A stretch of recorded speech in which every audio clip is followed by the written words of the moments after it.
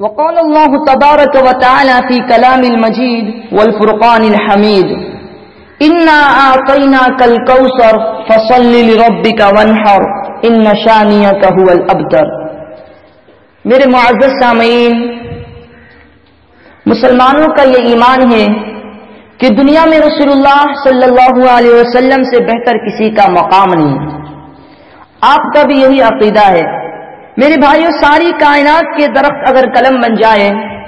اور ساری دنیا کے سمندر اگر سیاہیاں بن جائے اور ساری دنیا کے درختوں کے پتے اگر کاغذ بن جائے اور ان کاغذوں پہ لکھائی شروع ہو جائے، قیامت تک دنیا ان کاغذوں پر تحریر کرتی رہے، سمندر سیاہیوں سے خشک ہو سکتے ہیں، درختوں کی قلمیں ختم ہو سکتی ہیں، کاغذوں پر لکھتے لکھتے کاغذ ختم ہو سکتے ہیں، اور دنیا کے سارے کاتب پیغمبر کی شان تحریر کرتے کرتے تھک سکتے ہیں، لیکن نبی کی شان مکمل نہیں ہو سکتی۔ میرے بھائیوں، قرآن پاک میں اللہ تعالیٰ نے کئی سو آیات میں رسول اللہ صلی اللہ علیہ وسلم کی شان بیان فرمائی ہے۔ میرے بھائیوں، حضور کا درجہ کتنا بلند تھا، توجہ کرو۔ حضور کے ذکر سے بہتر کسی کا ذکر نہیں، حضور کی شان سے بہتر کسی کا شان نہیں، حضور کی مرتبہ سے بہتر کسی کا مرتبہ نہیں، نبی کے چہرے سے بہتر کسی کا چہرہ نہیں، نبی کی زلف سے بہتر کسی کا زلف نہیں، نبی کی آنکھوں سے بہتر کسی کی آنکھ نہیں، نبی کی گفتار سے بہتر کسی کی گفتار نہیں، نبی کے شہر سے بہتر کسی کا شہر نہیں، نبی کے علاقے سے بہتر کسی کا علاقہ نہیں، نبی کی سواری سے بہتر کسی کی سواری نہیں، پیغمبر کے مسکرانے سے بہتر کسی کا مسکرانا نہیں، حتیٰ کہ نبی جس رات میں آئے وہ رات سب راتوں سے اعلیٰ، نبی جس دن میں آئے وہ دن تمام دنوں سے اعلیٰ، جس مہینے میں آئے وہ مہینہ مہینوں سے اعلیٰ، نبی کے چہرے پہ جو پسینہ آیا وہ پسینہ پسینوں سے اعلیٰ، نبی جس زمانے میں آیا وہ زمانہ زمانوں سے اعلیٰ، حتیٰ کہ نبی نے جس پتھر پر قدم رکھا وہ پتھر سب پتھروں سے اعلیٰ، نبی کی شان کا مقابلہ کوئی نہیں کر سکتا، نبی بے مثال ہے۔ قرآن پاک میں اللہ تبارک و تعالی نے اپنے نبی کی شان مختلف انداز میں بیان کی ہے۔ قرآن نے کہا انا اعطیناک الکوثر، اے پیغمبر ہم نے تجھے حوض کوثر عطا کیا۔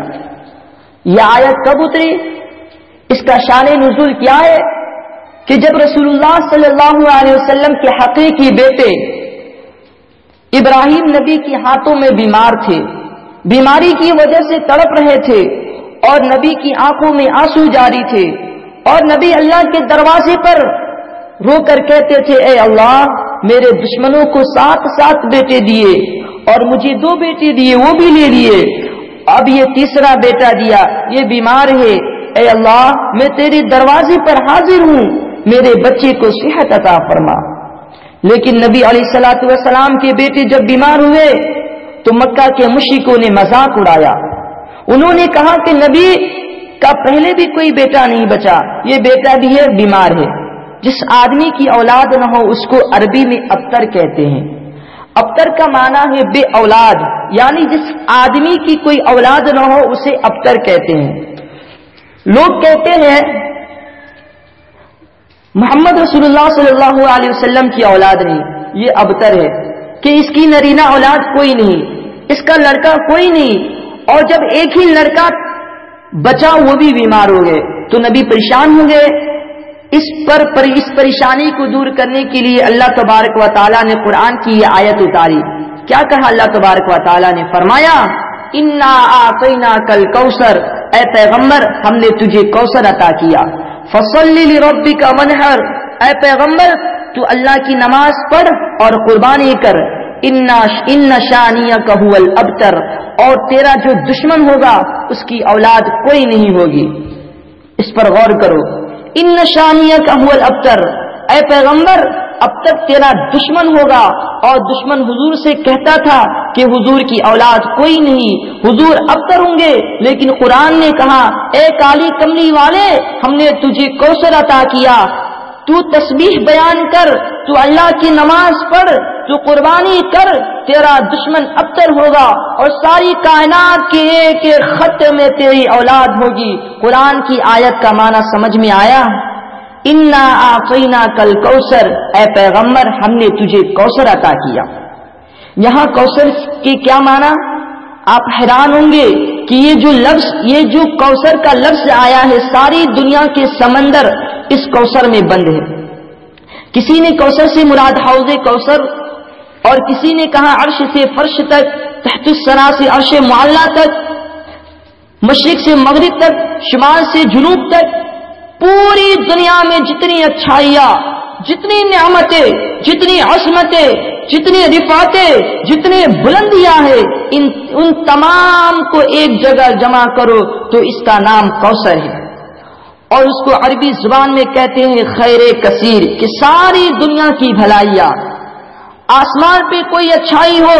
زمین پہ کوئی اچھائی ہو، حسن کی کوئی اچھائی ہو، جمال کی کوئی اچھائی ہو، بشاشت کی کوئی اچھائی ہو، صداقت کی کوئی اچھائی ہو، عدالت کی اچھائی ہو، سخاوت کی اچھائی ہو، شجاعت کی اچھائی ہو، جہاد کی اچھائی ہو، سیاست کی اچھائی ہو، غسیل الملائکہ کی اچھائی ہو، تارک الدنیا کی اچھائی ہو، زاہد الدنیا کی اچھائی ہو، اخلاق کی اچھائی ہو، کردار کی اچھائی ہو، عصمت کی اچھائی ہو، رفعت کی اچھائی ہو، معراج کی اچھائی ہو، کرامات کی اچھائی ہو، معجزات کی اچھائی ہو، مکے کی اچھائیاں ہو، مدینے کی اچھائیاں ہو، اوپر کی اچھائیاں ہو، زمین کے نیچے کی اچھائیاں ہو، ہم نے تیری جھولی میں ڈال دی۔ یہی ہے معنی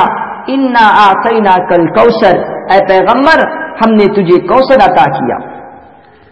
یعنی ساری دنیا کی بھلائیاں تجھے دے دی۔ کتنی بھلائیاں؟ اب بھلائیوں کی بات دیکھو کہ ایک وقت وہ تھا کہ جب تم مکے میں پیدا ہوا تھا، تجھے داعیہ لینے آئی، تیرا باپ نہیں تھا، یعنی تیرا والد فوت ہو چکا تھا، تو یتیم تھا، تجھے داعیہ اس لیے چھوڑ گئی کہ تیرے گھر میں کھانے کے لیے کچھ نہ تھا۔ اے محمد مصطفیٰ تجھے یتیم سمجھ کر داعیہ چھوڑ گئی، تیرے گھر میں کھانے پینے کو سامان نہیں دیکھا، دائیوں نے کہا کہ اس کا تو والد زندہ نہیں، اس کے گھر سے کیا ملے گا۔ اے پیغمبر داعیہ جب تجھے یتیم سمجھ کر چھوڑ گئی تو اللہ تعالیٰ نے تجھے در یتیم بنا دیا۔ تو تخت پر بیٹھا تھا، تجھے معراج پہ پہنچا دیا، تو زمین پہ بیٹھا تھا، تجھے عرش پہ پہنچا دیا، تو نیچے بیٹھا تھا، تجھے اوپر پہنچا دیا، اور تو زمین پہ لوگوں کے ساتھ بیٹھا تھا، عرش پہ خدا نے جنت کا تجھے وارث بنا دیا۔ اے محمد پیدا یتیم ہوا تھا اور کر دیا تجھے در یتیم، پیدا یتیم ہوا تھا، تجھے عرش اور فرش کا والی بنا دیا۔ یہی ہے معنی انا اعطیناک الکوثر، اے پیغمبر تجھے ہم نے کوثر عطا کیا، رفعت عطا کی، بلندی عطا کی۔ میرے بھائیوں ایک وقت وہ تھا کہ کوئی دائی تجھے اٹھانے کو تیار نہیں تھی، اور ایک وہ وقت آیا کہ قیصر و کسریٰ کی ساری بادشاہتیں تیرے پاؤں کے نیچے رکھ دی، اور قرآن نے کہا انا اعطیناک الکوثر۔ ایک وقت وہ تھا کہ رسول اللہ صلی اللہ علیہ وسلم کو حضرت حلیمہ نے اٹھایا اور حضور کی پرورش کر رہی ہے۔ حضور کے ساتھ ایک لڑکی ہے جو حضور کی بڑی بہن ہے، حضرت حلیمہ کی، یعنی حضرت حلیمہ کی حقیقی لڑکی۔ آپ صلی اللہ علیہ وسلم کو دودھ پینے کے لیے لایا گیا تھا، تو جب مائی حلیمہ رسول اللہ صلی اللہ علیہ وسلم کو بکریاں چرانے کے لیے جنگل میں لے جاتی ہے، شیما بھی ساتھ جاتی ہے، اور شیما جو رسول اللہ صلی اللہ علیہ وسلم کی بہن ہے، حضور کو اپنے ہاتھوں پر اٹھاتی ہے، جنگل میں لے جاتی ہے، اور جنگل میں لے جا کر لوری دیتی ہے، اور لوری میں یہ لفظ پڑتی ہے اے اللہ میرے محمد کو باقی رکھ، اور دنیا کا سردار بنا۔ ساری عورتیں تو محمد کو یتیم سمجھ کر چھوڑ آئی، اور حلیمہ یتیم کو لے آئی، پیدا یتیم ہوئے، والد زندہ نہیں، اور شیما کہتی ہے اے اللہ اس محمد کو باقی رکھ، اس کو عزت دے، عرش کی عزت دے، فرش کی عزت دے۔ یہ لوری باندھ دیتی ہے، پیغمبر کو ہاتھوں پر اٹھاتی ہے، اور پھر وہ وقت بھی چشم فلک نے دیکھا کہ غزوہ حنین میں جب رسول اللہ صلی اللہ علیہ وسلم فاتح بنے، اور حضور صلی اللہ علیہ وسلم نے دشمن کے 6000 آدمی قیدی بنائے اور ان قیدیوں کو رسیوں سے باندھ کر خیموں میں رکھا گیا. حضور صلی اللہ علیہ وسلم ایک خیمے میں تشریف فرما ہے. یہ آپ کی پیدائش سے تقریباً کوئی 50-60 سال بعد کی بات ہے. میرے بھائیوں، ساری دنیا نے یہ نظارہ دیکھا کہ پیغمبر ایک خیمے میں ہے. ایک آدمی نے کہا یا رسول اللہ، وہ ایک بوڑھی عورت ہے، وہ کہتی ہے کہ محمد سے ملنا چاہتی ہوں. حضور نے فرمایا اس سے پوچھو تو کیوں ملنا چاہتی ہے، تو کون سی عورت ہے؟ تو اس عورت نے جواب میں کہا میں محمد کی بہن ہوں، میں اپنے بھائی محمد سے ملنا چاہتی ہوں. حضور نے فرمایا میری تو کوئی بہن زندہ نہیں، میری تو کوئی بہن حقیقی نہیں تھی. تو اس عورت نے پھر کہا کہ محمد میں تیری بہن ہوں، میں تجھے ملنا چاہتی ہوں. حضور صلی اللہ علیہ وسلم نے فرمایا بہن کو لاؤ. پیغمبر اٹھ کر کھڑے ہو گئے. عرب میں رواج تھا کہ جب کسی کی بہت زیادہ عزت کی جاتی تو اپنے سر کی چادر اتار کر نیچے بچھائی جاتی. رسول اللہ صلی اللہ علیہ وسلم اٹھے اور اپنی نبوت والی چادر زمین پر بچھائی. وہ چادر جو معراج کی رات عرش پر گئی، وہ چادر جس پر نبی نے سجدہ کیا تھا، وہ چادر جس نے پیغمبر کی آنسوؤں کو جذب کیا تھا، ایسی شان والی چادر پیغمبر نے زمین پر بچھائی اور اس بہن سے کہا کہ بہن آؤ. جب وہ بہن آئی چادر پر بیٹھ گئی. حضور نے فرمایا بہن تو کون ہے؟ تو رو رو کر کہتی ہے اے محمد تو مجھے بھول گیا، میں وہی شیما ہوں، میں وہی حلیمہ کی بیٹی ہوں، میں نے تجھے ہاتھوں پہ اٹھایا، میں نے تجھے لوریاں دی اور لوری کے درمیان میں کہتی تھی اے اللہ میرے محمد کو باقی رکھ، اے اللہ میرے محمد کو باقی رکھ، اے اللہ میرے محمد کو عزت دے، اے اللہ میرے محمد کو عظمت دے، اے اللہ اس محمد کو رفعت دے، اے اللہ اس محمد کو بلندی دے، اے اللہ اس محمد کو مرتبہ دے، اے اللہ اس محمد کو نبوت کے علوم دے، اے اللہ اس محمد کو شریعت کے علوم دے، اس محمد کو طریقت کے علوم دے، اس محمد کو تعلیم کے علوم دے، اے اللہ اس محمد کو معرفت خداوندی کے علوم دے، اے اللہ اس محمد کو ریاست کے علوم دے، اے اللہ اس محمد کو عبادت کے علوم دے، اے اللہ اس کو تبلیغ کے علوم دے، اے اللہ اس کو جہاد کے علوم دے، اے اللہ اس محمد کو تربیت کے علوم دے، اے اللہ اس محمد کو زبان پر فصاحت و بلاغت کے دریا بہا دے. شیما نے کہا آج یہ بادشاہت میں تیری دیکھ رہی ہوں. حضور نے فرمایا اے میری بہن تو کس لیے آئی ہے؟ رسول اللہ صلی اللہ علیہ وسلم کی آنکھوں سے آنسو آ گئے کہ بہن نبی کے دروازے پر آئی ہے کہ محمد میں تجھے کیا بتاؤں، میرا شوہر قیدی ہو کر تیرے دروازے پر آیا ہے اور اس کے ہاتھوں پر رسیاں بندھی ہوئی ہے اور اس کے پاؤں میں رسیاں بندھی ہوئی ہے اور میں تیری بہن ہوں اور بہنیں بھائیوں کے دروازے سے کبھی واپس نہیں لوٹتی. میں تیرے دروازے سے خیرات لینے آئی ہوں، میں تیرے دروازے سے اپنے شوہر کی رہائی کے لیے آئی ہوں. حضور صلی اللہ علیہ وسلم نے فرمایا اے بہن تو میرے دروازے پر آئی ہے اور میں محمد تیرے شوہر کو رہا کرتا ہوں اور تیرے شوہر کی وجہ سے 6000 قیدیوں کو بھی رہا کرتا ہوں. تو اسی وقت شیما نے کہا اے اللہ جب میری ماں محمد کو لائی تھی تو یہ یتیم تھا، آج ساری دنیا کی سرداری اس کے قدموں کے نیچے ہے، آج ساری دنیا کی سرداری کا تاج اس کے پاؤں کے نیچے ہے. اس لیے قرآن نے کہا انا اعطیناک الکوثر، اے پیغمبر ہم نے تجھے حوض کوثر عطا کیا. دنیا میں جتنی اچھائیاں، جتنی رفعتیں، جتنی بلندیاں ہیں وہ تیرے قدموں کے نیچے ہوں گی. ابو جہل کافر کی اولاد کوئی نہیں ہوگی. قرآن نے کہا بے شک میرے نبی کی نرینہ اولاد نہیں تھی، لیکن پیغمبر کی 4 صاحبزادیاں باقی بچے فوت ہو گئے تھے، لیکن میرے نبی صلی اللہ علیہ وسلم کی ان بیٹیوں کی اولاد پوری دنیا میں موجود ہے، لیکن ان کے علاوہ روحانی فرزند محمد صلی اللہ علیہ وسلم کی اربوں کی تعداد میں ہے. لیکن آج پوری دنیا کے اندر کوئی آدمی نہیں کہتا کہ میں ابو جہل کی اولاد ہوں، میں عتبہ کی اولاد ہوں، میں شیبہ کی اولاد ہوں، میں اخنس بن شریک کی اولاد ہوں. آج کوئی نہیں کہتا.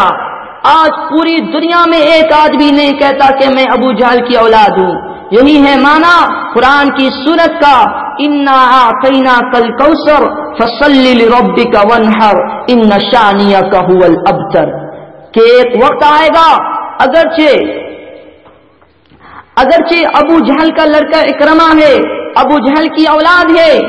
لیکن کل وقت آئے گا کہ پوری دنیا میں ابو جہل کی اولاد کوئی اپنے آپ کو کہنے والا نہیں ہوگا، لیکن دنیا کے ہر ملک میں اے محمد تیری اولاد ہوگی، تیرا نام ہوگا، تیرا پرچم ہوگا، تیری بلندی ہوگی، تیرا مرتبہ ہوگا، تیری معرفت ہوگی، تیری شان ہوگی، تیری صدا ہوگی، تیری بات ہوگی. اس کو قرآن نے کہا انا اعطیناک الکوثر، اے پیغمبر ہم نے رفعتیں تجھے دے دی، بلندیاں تجھے دے دی، مرتبے تجھے دے دیے. اے پیغمبر تو نے ہاتھ اٹھائے ابو ہریرہ کی ماں کو ہدایت دے دی، تو نے انگلی اٹھائی چاند کے 2 ٹکڑے کر دیے. اے پیغمبر تو نے لعاب لگایا صدیق کے قدم مبارک ٹھیک ہو گئے، تو نے لعاب لگایا علی کی آنکھیں ٹھیک ہو گئی. اے پیغمبر تو نے لعاب کنویں میں ڈالتا، لعاب کنویں میں ڈالتا ہے تو کنواں میٹھا ہو جاتا ہے. اے پیغمبر تو لعاب 300 آدمیوں کے کھانے میں لگاتا ہے، ڈالتا ہے، وہ کھانا 3000 آدمیوں کو کافی ہو جاتا ہے. اے پیغمبر تو نماز کے لیے کھڑا ہوتا ہے تو سورج ٹھہر جاتا ہے. اے پیغمبر تیرے قدم بے مثال، تیرے ہاتھ بے مثال، تیری نالیں بے نالین بے مثال، تیری نظر بے مثال، تیری زلفیں بے مثال، تیرا چہرہ بے مثال، تیرا اخلاق بے مثال، تیرا کردار بے مثال، تیرا علم بے مثال. یہی تو ہے، اسی کا معنی، اسی کے لیے تو قرآن کہتا ہے انا اعطیناک الکوثر، اے محمد ہم نے تجھے کوثر عطا کیا.